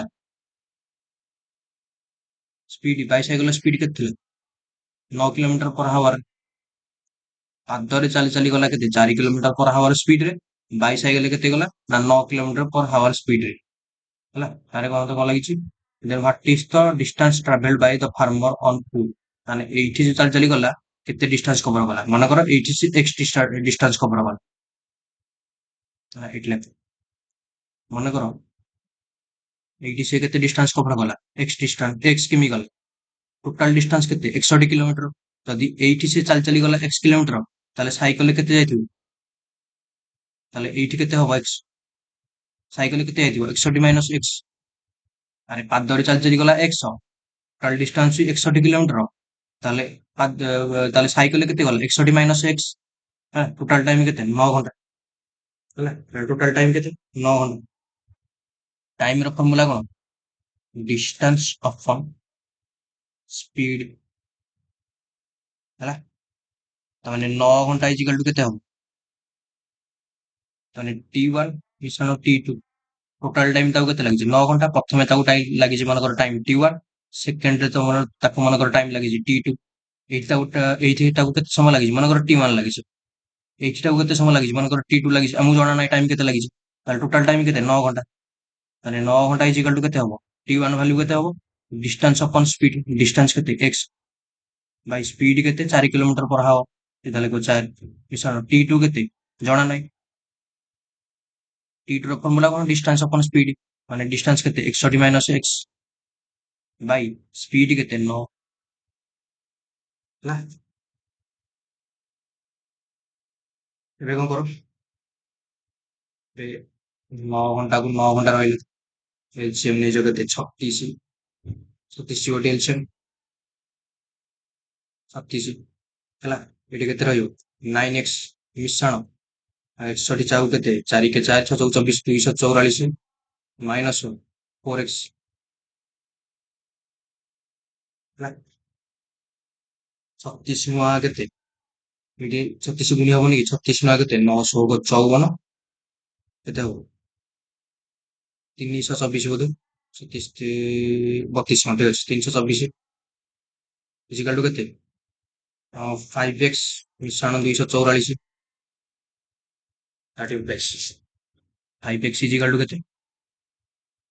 324 ମାଇନସ 244। 5x ଇଜିକାଲ ଟୁ କେତେ ହବ? 344 4 4 ଗଲେ 0, 12 4 ଗଲେ କେତେ? 8 0। ତାହେଲେ 5x ଇଜିକାଲ ଟୁ କେତେ? 80। ତାହେଲେ x ଇଜିକାଲ ଟୁ କେତେ? c Bai 5 16 kilometre. ତାହେଲେ ସେ କେତେ ଡିଷ୍ଟାନ୍ସ ଚାଲି ଚାଲି ଯାଇଛି? 16 କିଲୋମିଟର ଚାଲି ଚାଲି ଯାଇଛି। ଅପସନ। ନେକ୍ସଟ କ୍ୱେଶ୍ଚିନ୍ ଦେଖିବା 11 number. A man purchased a cow for 3000 and sold it for 3600 the same day, allowing the buyer credit of 2 years. ହେଲା, if the man charged a rate of simple interest of 10% per annum from the buyer, then the man has a gain of question ଦେଖ କଣ ଦେଇଛି କହୁଛି। ତମର ଏଇଟା ଗୋଟେ ଭଲ question. ଏଇଟା ପଢିପାରେ, ଏଇ ଟାଇପ ର କ୍ୱେଶ୍ଚିନ୍ ତମର ପଡିବ। ଭଲ କ୍ୱେଶ୍ଚିନ୍ କଣ ଦେଇଛି? A man purchased a cow 3000। Question ତମକୁ ଭଲରେ ବୁଝେଇ ଦଉଛି। ଗୋଟିଏ ଗୋଟେ ମଣିଷ ମନେକର ଗୋଟେ ମ୍ୟାନ। ହେଲା, ଏ ମ୍ୟାନ ନାଁ ହଉଛି କଣ? ଯାହାବି ତମେ ନେଇପାରିବ ଅମନ। ହେଲା, ଏ ମ୍ୟାନ ନାଁ ହଉଛି ଅମନ। ଅମନ ପରଚେସ୍ଡ ଏ କାଉ, ମାନେ ଗୋଟେ ଗାଈକୁ କିଣିଲା 3000 ଟଙ୍କାରେ। ହେଲା, ତାପରେ ସେ ଗାଈଟାକୁ କଣ ଘରକୁ ନେଇଗଲା। ତାପରେ ତାକୁ ତାର ୱାଇଫ, ଯିଏ ହୋମ ମିନିଷ୍ଟର, ତାର ୱାଇଫ ହେଲା, ତାର ସ୍ତ୍ରୀ ତାକୁ ଶୋଧିଲା। ମାନେ ରାଗ ହେଲା, ମୋ ପାଇଁ ଗାଈଟାକୁ ଧରିକି ଆଇଛ, ଗାଈର ପାଲା କିଏ କରିବ? ମାନେ କଣ ଯୋଉ ଗାଈର କାମ କିଏ କରିବ? ଏଇଟା ଗୋବର ପୋଛେ, ଇଏ ତାକୁ ନେଇ ସଜା, ତା ପାଇଁ ଗୁହାଳ କରେ। ତାକୁ ରାଗ ହେଲା, ତେଣୁ ସିଏ କଣ, ଏ ମ୍ୟାନ ଟା ବାହାରି ପଡିଲା, ମାନେ ଅମନ ବାହାରି ପଡିଲା ଗାଈଟାକୁ ବିକିବାକୁ। କେତେ ଟଙ୍କାରେ ବିକିବାକୁ ବାହାରି ଗଲା? ଜଣା ନାହିଁ କେତେ ପଇସା। 3600 ଟଙ୍କା ଦେଇଛି। ହେଲା, 3600 ଟଙ୍କାରେ ବିକିବାକୁ ବାହାରି ପଡିଲା। ବାଟରେ ତାକୁ ଗୋଟେ ଲୋକଟେ ଦେଖା, ସେ କହିଲା ଯେ ମୁଁ ଗାଈଟାକୁ 3600 ଟଙ୍କାରେ ବିକିବି। ହେଲା, ମୁଁ ଗାଈଟାକୁ କଣ ବିକିବି? 3600 ଟଙ୍କା। କିନ୍ତୁ ସେ ଲୋକଟା କହିଲା ମୋ ପାଖରେ ଏତେ ପଇସା ନାହିଁ। ହେଲା, ଲୋକଟା କଣ କହିଲା? ମୋ ପାଖରେ ତ ଏତେ ପଇସା ନାହିଁ। ତେଣୁ ଅମନ କହିଲା ତୁ ଗୋଟେ କାମ କରେ। କଣ କରିବୁ? ନା ତୁ 2 ବର୍ଷ ପର୍ଯ୍ୟନ୍ତ ମତେ 3600 ଟଙ୍କା ଦବୁ। ହେଲା, 10% ହିସାବରେ। ମାନେ ବୁଝିପାରିଲ ନାଇଁ? ତାର 3600 ଟଙ୍କାରେ ସେ ବିକିବ। ହେଲା, 10% ହିସାବରେ ତୁ 2 ବର୍ଷରେ ମତେ ସୁଝେଇବୁ ପଇସାଟା। ହେଲା, ତାହେଲେ ତାର ଏମାଉଣ୍ଟ କେତେ? ସେ କେତେ ଟଙ୍କା ଏମାଉଣ୍ଟରେ କେତେ ବିକିଲା? 3600 ଟଙ୍କାରେ ବିକିଲା। ହେଲା, 3600 ଟଙ୍କାରେ ବିକିଲା। କହିଲା କେତେ? କହିଲା କେତେ? ଟାଇମ କେତେ ଦେଇଛି? 2 ଇୟର୍ସ। 2 ବର୍ଷ ପର୍ଯ୍ୟନ୍ତ ତାକୁ କହିଲା। ରେଟ୍ କେତେ? 10%। ତାହେଲେ ଲୋକଟା ଯୋଉ ଦେଖା ହେଲା ତାକୁ କହିଲା ତୁ 3600 ଟଙ୍କା ମତେ ଦବୁ, ତତେ ଟାଇମ ଦେଲି 2 ବର୍ଷ, ରେଟ୍ କେତେ? 10%। ଏଟା ହଉଛି କଣ? ସିମ୍ପଲ ଇଣ୍ଟରେଷ୍ଟ ହିସାବରେ ତୁ ଦବୁ। per annum charge rate of simple interest तो माने simple interest हिसाब रे दो ହେଲା from the buyer then the man get ତାପରେ sell ମାନେ ଯୋଉ ଅମନ ର gain କେତେ ଏତିକି ପଚାରୁଛି ହେଲା କେମିତି କରିବା question ଦେଖ amount କେତେ 3600 time କେତେ 2 year rate କେତେ 10% ତାହେଲେ ଏଇଟା କାହାର value 3600 କାହାର value 3600 ପ୍ରିନ୍ସିପାଲ ପ୍ଲସ କଣ ବ୍ୟାଜ ପ୍ରିନ୍ସିପାଲ ପ୍ଲସ ଏସଆଇ प्रिंसिपल हमको जाना नहीं एसआई जाना नहीं प्रिंसिपल अपने आप 100 होता है ଏଟା ତମେ ହିନ୍ଦୀରେ ଶୁଣିଥିବ ପ୍ରିନ୍ସିପାଲ ସବୁବେଳେ 100 ଭାଲ୍ୟୁ ପ୍ରିନ୍ସିପାଲର ଭାଲ୍ୟୁ ସବୁବେଳେ 100 ଏସଆଇ କେତେ 80% 10 ଗୁଣେ 20 ତାହେଲେ ଏଇଟା କା 3600 କାର ଭାଲ୍ୟୁ ହବ 120 ର ଭାଲ୍ୟୁ ହବ ଆମକୁ ଦରକାର କେତେ principal 100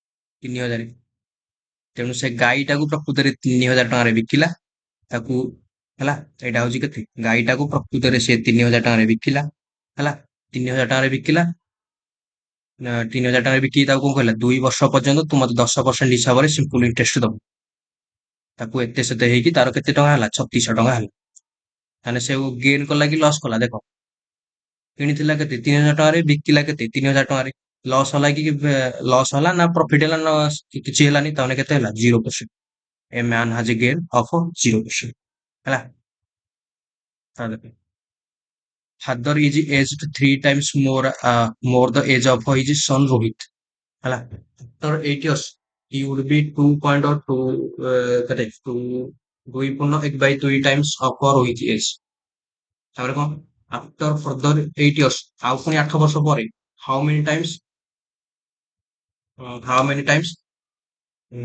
would be further age of Rohit age father ଏବେ ବର୍ତ୍ତମାନ କଣ ଲେଖିବା ଦେଖ ଏଇ ଲେଖ father ଏଇଟା କଣ Rohit father is 3 times more than age of Rohit ମନେକର ରୋହିତ ହଉଛି x ତାର 3 ଟାଇମ ମୋର ଆର 3 ମାନେ ରୋହିତ ଠୁ ସେ 3 ଟାଇମ ଅଧିକ ରୋହିତର 3 ଟାଇମ କେତେ x 3x ରୋହିତର 3 ଟାଇମ କେତେ 3x ଟୁ ଅଧିକ ମାନେ 3 ଟାଇମ ଅଧିକ ମାନେ x ଟୁ ରୋହିତ ଠୁ ସେ 3 ଗୁଣ ଅଧିକ ମାନେ ଏଇଟା କେତେ ହେଇଯିବ 4x ହେଲା 3 ଗୁଣ ଅଧିକ 4x ଯଦି 3 ଗୁଣ ହେଇଥାନ୍ତା କେତେ 3x ହେଇଥାନ୍ତା 3 ଗୁଣ ଅଧିକ ମାନେ କେତେ 4x ହେଲା ତାପରେ କଣ 8 ବର୍ଷ ପରେ 8 ବର୍ଷ ତାକୁ ଆଣ ତାକୁ ବି 8 ବର୍ଷ ବନ୍ଦ 8 ବର୍ଷ ପରେ he would be 2.2 time of Rohit age ମାନେ 2.1/2 ଅଫ କେତେ ରୋହିତ ଏଜ ରୋହିତ ଏଜ ର କେତେ ଥିଲା x ଫାଦର କେତେ ହେବେ ଆର ମାନେ x ର 2 × 4 = 5/2 ହେଲା ମାନେ ରୋହିତ ଯଦି x ହବ ତା ବାପା ତାର କେତେ 5/2 ଗୁଣ x ର 5/2 ଗୁଣ ଦେଖ ଏଇଠି 2 ଅଛି ଏଇଠି 2ଟା ଗୁଣ ଏଇଠି 2ଟା ଗୁଣ ଦିଅ ଏଇଠି ବି 2ଟା ଗୁଣ ଦିଅ 2 2 କଟିଯିବ ଯାହା ଫଳରେ କେତେ ହେଇଯିବ ଏଟା ମୁଁ ଡାଇରେକ୍ଟ ଲେଖୁଛି 5x ଏଟା ମୁଁ ଲେଖିଦଉଛି 2x ବୁଝିପାରିଲେ ଏଟା କେମିତି ହଉଛି ଏଟା ଲେଖିଲି 5x ଆମକୁ ରେସିଓ ସୁବିଧା ହେଲା ଏମିତି କରିବା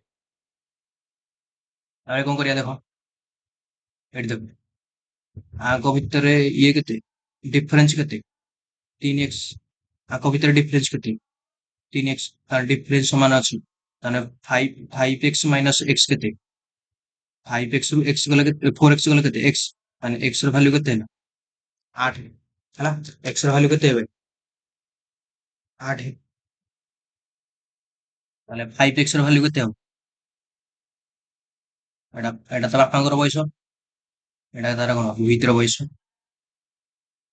ବାପାଙ୍କର ରୋହିତର ବୟସର ଅନୁପାତ କେତେ 2x ମାନେ 5x ର ଭ୍ୟାଲୁ କେତେ ହବ 40 ଏଇଟା କେତେ ହେଇନି 16 8 ବର୍ଷ ପରେ ଏଇଠି 8 ମିଶ ଏଇଠି ବି 8 ମିଶ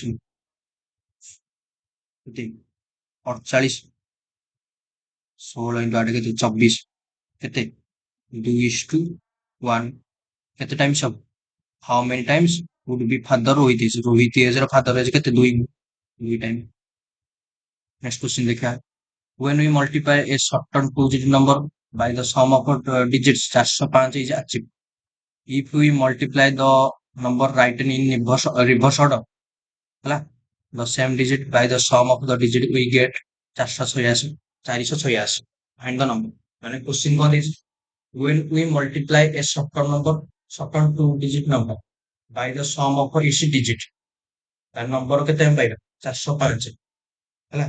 if we multiply the number written in reverse order ହେଲା, written in the reverse order of the same digit by the sum of the digit we get 486 find the ମନେକର ଗୋଟେ ଟୁ କଣ ଦେଇଛି, ମନେକର ଗୋଟେ ନମ୍ବର ଟୁ ଡିଜିଟ ନମ୍ବର ନୁହଁ, ମନେକର two digit number ଗୋଟେ 10x ପ୍ଲସ୍ y, ଏ ଟୁ ଡିଜିଟ ନମ୍ବର ସହିତ ଯେତେବେଳେ ଆମେ ତାର ସମ୍ କୁ ଗୁଣିବା x ପ୍ଲସ୍ y କୁ ଗୁଣିବା ନେଇଯିବା, sum of digit x plus y କୁ ମିଶେଇବା ମାନେ ମିଶେଇକି ଗୁଣିବା ମାନେ ସମ୍ ଅଫ ଡିଜିଟ କରିବା ଗୁଣିବା, ଆମର ରେଜଲ୍ଟ କେତେ ହବ 405। ତାପରେ if we multiply the number written in reverse order, ଏଟାକୁ ରିଭର୍ସ ଅର୍ଡର କର 10y plus x reverse order ହେଇଗଲା ଇଣ୍ଟୁ ପୁଣି ଗୁଣିବା ସମ୍ ସହିତ ଗୁଣ x plus y ବା y plus x ଏକା କଥା କେତେ ହବ 486। ଏବେ କଣ କରିବା, ଏବେ ଦେଖ ଏବେ ଗୋଟେ କାମ କର, ଏଇଟାକୁ ଏଟା ମିଶେଇ ଦିଅ, ତାହେଲେ 10x plus y into x plus y ମିଶାଣ 10y plus x into x plus y equal to କେତେ ହେଇଯିବ 405 486 ମିଶିଲେ କେତେ 6 5 11 8 1 9 891। x plus y କୁ କମନ ଆସିଲେ କେତେ ହେଇଯିବ 10x plus y ମିଶାଣ 10y plus x equal to କେତେ ହେଇଯିବ 891 ହେଲା। x plus y ଏଟା କେତେ ହେଇଯିବ 11x 10x ମିଶାଣ x 11x ମିଶାଣ କେତେ 11y ଇଜିକାଲ ଟୁ କେତେ 891 ହେଲା। 11 କମନ ଆସିଲେ କେତେ ହେଇଯିବ, ଏଠି 11 କମନ ଆସିଲେ x plus y, ଏଠି x plus y କୁ x plus y ରହିଲା ଇଜିକାଲ ଟୁ କେତେ 891। 11 କୁ 891 11 ଅଷ୍ଟା 88 11 କୁ 11 ତାହେଲେ x plus y ର ହୋଲ ସ୍କୋୟାର କେତେ 81, ତାହେଲେ x plus y କେତେ 9 ହେଲା। ତାହେଲେ କଣ କରିବା, x plus y ଭ୍ୟାଲୁ କେତେ ବାହାରିବ 9, ଫାଇଣ୍ଡ ଦ ନମ୍ବର, ତାହେଲେ ନମ୍ବରଟା କେତେ ନେଇଥିଲା 10x plus y, ବେଲେ 10x plus y ନମ୍ବରଟା ନେଇଥିଲେ 10x plus y, ସମ୍ କେତେ ବାହାରିଲା ଇଣ୍ଟୁ 9, ଏଟା ଭଲ ହେଲା। ଆମର କେତେ ନେଇଥିଲେ number 10x plus y, 10x plus y ନେଇଥିଲେ ହେଲା ଇଣ୍ଟୁ x plus y ର ଭ୍ୟାଲୁ କେତେ ବାହାରିଲା 9 ବାହାରିଲା ଇଜିକାଲ ଟୁ କେତେ 405 ହେଲା। ଏଟା ଯେତେବେଳେ କାଟିବ କେତେ ହବ 9 ଚଉକୁ 36 9 ପଞ୍ଚା 45, ତାହେଲେ ନମ୍ବରଟା ତାହେଲେ କେତେ ହବ 45, ଅପସନ ବି। ଏବେ ନେକ୍ସଟ କ୍ୱେଶ୍ଚିନ୍ ଦେଖିବା, a man buys a shirt and a trouser for 371, if the trouser cost 12% more than the shirts find the cost of the shirt ହେଲା। ନେକ୍ସଟ କ୍ୱେଶ୍ଚିନ୍ ଦେଖିବା, a man buy a shirt and a trouser for 371 ହେଲା, if the trouser cost 12% more than the shirt find the cost of the shirt। ତମର ଏଟା ବୋଧେ last question, ମୁଁ କହିଥିଲି 15ଟା question କରିବି, ତାହେଲେ ନେକ୍ସଟ ପାର୍ଟ ଆସିବ। A man buy a shirt and trouser for 371, if the trouser costs 12% more than the shirt find the cost of the shirt। ଦେଖ ଏଇଠି ଲେଖ ମନେକର shirt, ଏଇଠି ଲେଖ ମନେକର trouser ହେଲା। କଣ ଦେଇଛି ନା ଟ୍ରାଉଜର କଷ୍ଟ 12% ଅଧିକ ସାର୍ଟ, ମନେକର ସାର୍ଟ ହଉଛି 100, ତାହେଲେ ଟ୍ରାଉଜର କଷ୍ଟ କେତେ ହବ 12% ଅଧିକ ମାନେ କେତେ ହେଇଯିବ 112 ହେଲା। 4 କାଟିଲେ କେତେ 25, 4 କାଟିଲେ 4 ଦୁଗୁଣେ 8, 4 ଅଷ୍ଟା 32 ହେଲା। ତାହେଲେ ତୁ a man buys a shirt and a trouser for 371, ମାନେ 371 ଟଙ୍କାରେ 371 ଟଙ୍କାରେ ଦିଟାକୁ ସେ କଣ କିଣିଛି 371 ଟଙ୍କାରେ ଟ୍ରାଉଜର ଆଣ୍ଡ ସାର୍ଟ କିଣିଛି, ତାମାନେ 371 କାହାର ଭାଲ୍ୟୁ ଏ ଦିଟାକର ଭାଲ୍ୟୁ ମିଶ୍ରଣ ଭାଲ୍ୟୁ, ଏ ଦିଟାକୁ ମିଶ୍ରଣ ମିଶିଲେ କେତେ 53 ହେଲା। ତାମାନେ 53 ଭାଲ୍ୟୁ କେତେ 371, ଏ ଦିଟାକୁ ମିଶେଇକି ସେ କିଣିଛି ବା 371 ଟଙ୍କାରେ, ତାମାନେ ସାର୍ଟ ର ଭାଲ୍ୟୁ ବାହାର କରିବା, ସାର୍ଟ ର ଭାଲ୍ୟୁ କେତେ ହଉଛି 25 53 କାଟିଲେ କେତେ 7 25 7 175 ଅପସନ ସି। ତମର ଲାଷ୍ଟ କ୍ୱେଶ୍ଚନ ଦେଖିବା। Two cars leave simultaneously from a point A and B on a straight line towards each other. Yeah? The distance between A and B is 100 km. They meet at a point of 40 km from A. Find the ratio of their speed. ହେଲା କେମିତି ବାହାର କରିବା?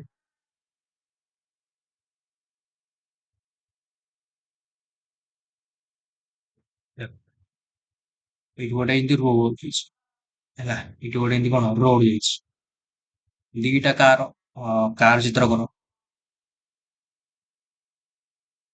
Car ଚିତ୍ର କେମିତି? ଏଇଠି ଏମିତି ଦିଟା ଚକ ଲାଗିଛି।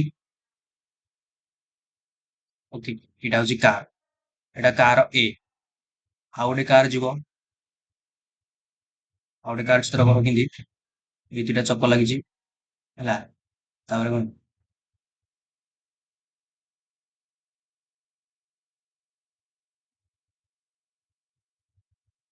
ଏଇଠି ଗୋଟେ କାର କଣ B, ये कार ए, ये कार B ହେଲା, on a straight line A and B।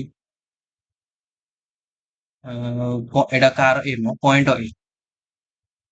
ଏଇଠି ଏ ଗୋଟେ ପଏଣ୍ଟ ଅଛି ଏ, ଏଇଠି ଗୋଟେ ପଏଣ୍ଟ ଅଛି କଣ B।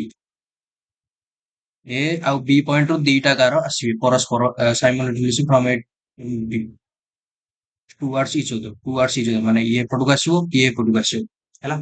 Two cars leave simultaneously from a point A and B on a straight line towards each other। ତ distance between A and B କେତେ? ଆଙ୍କ ଭିତରେ distance କେତେ? 100 କିଲୋମିଟର ହେଲା। they meet they meet at a point of 40 kilometre from A ହେଲା। ତାମାନେ ଇଏ A ଆସୁଛି କେତେ? ଇଏ କେତେ ଯାଇଛି? 40 କିଲୋମିଟର। ସେମ୍ ଟାଇମ ରେ ଷ୍ଟାର୍ଟ ହେଇଛି। Two cars leave simultaneously from a point A and B। Same time ରେ ଦିଟା କାରକୁ ରେସ୍ କରାହେଇଛି, ମାନେ ଇଏ ଏପଟକୁ ଆସିବ, ଇଏ ଏପଟକୁ ଆସିବ ଗୋଟିଏ ଟାଇମ ରେ। ମନେକର ଟାଇମ 8ଟା ହେଲା, ଇଏ ଷ୍ଟାର୍ଟ ହେଲା ଏପଟକୁ ଆସିବ, ଇଏ ଷ୍ଟାର୍ଟ ହେଲା ଏପଟେ ଆସିବ ହେଲା। ଆର ସ୍ପିଡ ଆମେ ଜଣା ନାହିଁ, ମନେକର ଆର ସ୍ପିଡ ନେଇଯାଅ x କିଲୋମିଟର ପର ହାୱାର, ଆର ସ୍ପିଡ ନେଇଯାଅ y କିଲୋମିଟର ପର ହାୱାର ହେଲା। ତାପରେ କଣ ଭିତରେ ଡିଷ୍ଟାନ୍ସ କେତେ? 100 କିଲୋମିଟର। ଇଏ ମନେକର ରେସ୍ ଷ୍ଟାର୍ଟ ହେଇଛି, ତାଙ୍କ ଭିତରେ 8ଟା ଏମ ରେ ମନେକର ରେସ୍ ଷ୍ଟାର୍ଟ ହେଇଛି। ତାଙ୍କୁ ଟାଇମ ଦିଆହେଲା 9ଟା ଏମ ପର୍ଯ୍ୟନ୍ତ, ମନେକର ତାଙ୍କୁ ଘଣ୍ଟାଟେ ଟାଇମ ଦିଆହେଲା। ଘଣ୍ଟାଟେ ଟାଇମ ଭିତରେ ହେଲା, ଘଣ୍ଟାଟେ ଟାଇମ ଭିତରେ ଇଏ କେତେ ଯାଇଛି? ଇଏ 40 କିମି ଯାଇଛି, କୁହାଯାଇଛି। ଏ ଯାଇଛି ଦେ ମିଟ୍ ଆଟ୍ ପଏଣ୍ଟ ଏ, ମନେକର ଏ ଯାଇଛି 40 କିମି, ତାହେଲେ ବି କେତେ ଯାଇଥିବ? 140, 100 ରୁ 40 ହେଲେ କେତେ? 60 କିମି। ଟୋଟାଲ ଡିଷ୍ଟାନ୍ସ 100 କିମି ହେଲା। ତାକୁ ଷ୍ଟାର୍ଟ ଦିଆଯାଇଛି କେତେ? 8ଟା ଏମ ରେ ରେସ୍ ଷ୍ଟାର୍ଟ ହବାର ଅଛି, ମାନେ ଇଏ ଷ୍ଟାର୍ଟ ହବ, ଇଏ 8ଟା ଏମ ରେ ଷ୍ଟାର୍ଟ ହବ ଇଏ ଏପଟେ, ଇଏ 8ଟା ଏମ ରେ ଷ୍ଟାର୍ଟ ହବ ଇଏ ଏପଟେ। 9ଟା ଏମ ରେ ତମେ ଘଣ୍ଟାଟେ ଭିତରେ ତମେ କୋଉଠି କେତିକି ପହଞ୍ଚି ପାରୁଛ, ମାନେ ତାକୁ ଘଣ୍ଟାଟେ ଟାଇମ ଦିଆହେଲା। ଘଣ୍ଟାଟେ ଭିତରେ ମନେକର ଇଏ 40 କିଲୋମିଟର ଯାଇଛି, ଇଏ କେତେ ଯାଇଥିବ? 60 କିଲୋମିଟର। ଇଏ ଯଦି ଏପଟୁ 40 କିଲୋମିଟର ଯାଇଛି, ତାହେଲେ ଇଏ କେତେ ଯାଇଥିବ? 60 କିଲୋମିଟର। ତାହେଲେ ଇଏ ଆସିଛି 40 କିଲୋମିଟର, ଇଏ ଆସିଛି କେତେ? 60 କିଲୋମିଟର। ଆଙ୍କ ଟାଇମ ସମାନ। ଆକୁ ଟାଇମ କେତେ ଦିଆଥିଲା? ଘଣ୍ଟାଟେ। ଆକୁ ଟାଇମ କେତେ ଦିଆଥିଲା? ଏଇ ଘଣ୍ଟାଟେ। ତାହେଲେ ଆକୁ ଟାଇମ ଲାଗିଛି ଘଣ୍ଟାଟେ 40 କିଲୋମିଟର, ଆକୁ ଟାଇମ ଲାଗିଛି ଘଣ୍ଟାଟେ, ଆସିବ କେତେ? 60 କିଲୋମିଟର ହେଲା। 60 କିଲୋମିଟର ଆସିବାକୁ ଘଣ୍ଟାଟେ ଲାଗିଛି, ଆକୁ 40 କିଲୋମିଟର ଆସିବାକୁ କେତେ ଘଣ୍ଟା ଲାଗିଛି? ଘଣ୍ଟାଟେ। ମାନେ ଆଙ୍କ ଭିତରେ ଏ ଆଣ୍ଡ ବି ର ଡିଷ୍ଟାନ୍ସ ରେସିଓ କେତେ? ଡିଷ୍ଟାନ୍ସ ରେସିଓ କେତେ? 40। ଆର ରେସିଓ କେତେ? ବି କେତେ ଯାଇଛି? 60। ତାହେଲେ ରେସିଓ କେତେ ହବ? 20 ଦୁଗୁଣେ 40, 20 ତିରିକି 60 ହେଲା। ତମେ ଜାଣିଥିବ ପିଲାବେଳେ ସ୍ପିଡ ଇଜ ଇକାଲ ଟୁ କେତେ? Speed distance open time. ତାହେଲେ ଏଇଠି ଦେଖ ସ୍ପିଡ ଡାଇରେକ୍ଟଲି ପ୍ରପୋର୍ସନାଲ ଟୁ ଡିଷ୍ଟାନ୍ସ ହେଲା। ତାହେଲେ ସ୍ପିଡ ବଢିଲେ ଡିଷ୍ଟାନ୍ସ ବଢିବ, ସ୍ପିଡ କମିଲେ ଡିଷ୍ଟାନ୍ସ ବଢିବ। ତାହେଲେ ସ୍ପିଡ ରେସିଓ ଡିଷ୍ଟାନ୍ସ ରେସିଓ ସହିତ ସମାନ। ତାହେଲେ ଏଇଠି କଣ ହବ? ଟାଇମ କେମିତି କଣ? ସ୍ପିଡ ଉଲ୍ଟା ହେଇଯିବ ଟାଇମ, ମାନେ ସ୍ପିଡ ଇନଭର୍ସଲି ପ୍ରପୋର୍ସନାଲ ଟୁ ଟାଇମ। ମାନେ ସ୍ପିଡ ଯଦି ବଢିବ ଟାଇମ କମିବ, ଟାଇମ ବଢିଲେ ସ୍ପିଡ କମିବ ହେଲା। ଏବେ କଣ ଦେଖ ଟାଇମ ସେମାନଙ୍କର ସମାନ, ଆକୁ ଘଣ୍ଟାରେ ଲାଗିଛି ଆକୁ ଘଣ୍ଟାରେ ଲାଗିଛି, ଟାଇମ ସମାନ, ଯେହେତୁ ଟାଇମ ସମାନ ତାହେଲେ ସ୍ପିଡ ଇଜିକାଲ ଟୁ କେତେ, 2 ବାଇ ଆକୁ ମନେକର ଘଣ୍ଟାରେ ଲାଗିଛି 2 ଘଣ୍ଟା, 2 ବାଇ 1 ଡିଷ୍ଟାନ୍ସ ଅପନ ଟାଇମ, ଆକୁ ମନେକର କେତେ, ଇଏ 3 ଅନୁପାତ ଯାଇଛି 3 ବାଇ, ଆକୁ ଟାଇମ କେତେ ଲାଗିଛି ଘଣ୍ଟାଟେ, 2 ବାଇ 3, ଅପସନ ସି। ତ ହେଲା ଏତିକ ଥିଲା ତମର ଲାଷ୍ଟ 15ଟା କ୍ୱେଶ୍ଚିନ୍ ଏତିକି। ଆଉ 15ଟା କ୍ୱେଶ୍ଚିନ୍ ଆଣିବା ନେକ୍ସଟ କ୍ଲାସରେ ହେଲା। ଭାବୁଛି ସମସ୍ତେ ବୁଝିପାରୁଥିବେ। ହେଲା ତମର ଟିକେ ସିଏଚଏସଏଲ ରେ ଟପ୍ ଟପ୍ ଲେଭେଲର କ୍ୱେଶ୍ଚିନ୍ ଆସୁଛି ହେଲା, ଯେତେ ପ୍ରାକ୍ଟିସ କରିବ ଏତେ ହବ। ତ ରହୁଛି, ଭିଡିଓଟାକୁ ସେୟାର କରିଦବ, ଲାଇକ୍ ମଧ୍ୟ କରିଦବ ହେଲା, ସବସ୍କ୍ରାଇବ ମଧ୍ୟ କରିଦବ ଚ୍ୟାନେଲ। ଆମେ 5 ବର୍ଷର ପିଓକ୍ୟୁ ସିରିଜ କରିବା, କେବଳ ପିଓକ୍ୟୁ ସିରିଜ ତମେ ପ୍ରାକ୍ଟିସ କରିକି ଯାଅ, କ୍ୱେଶ୍ଚିନ୍ ଫସିଯିବ ହେଲା। ତ ଥ୍ୟାଙ୍କ ୟୁ ଫର ୱାଚିଂ, ଦେଖା ହବା ନେକ୍ସଟ ଭିଡିଓ।